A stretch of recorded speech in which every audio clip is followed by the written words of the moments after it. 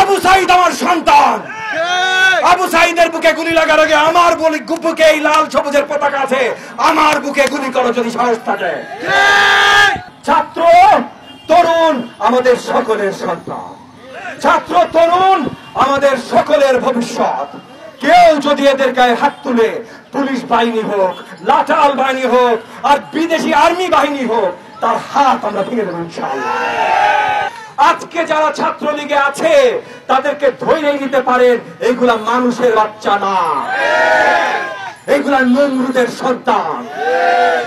এইগুলার এই দেশের মাটিতে থাকার কোনো অধিকার নাই।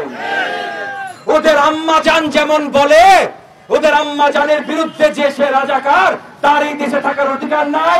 আসলে ওদের আর ওদের আম্মা জানের এই দেশে থাকার অধিকার নাই। ওদের সন্তানদের মুক্ত করতে হবে, এই দেশ থেকে এইসব আসল রাজাকারদের বের করতে হবে। আমরা সবাই একত্রিত হয়ে দাঁড়াচ্ছি। আজকে গণ অধিকার পরিষদ, এবি পার্টি, এনডিএম, বিএনপির নেতৃত্ব আছেন, আমরা সবাই এক হয়েছি।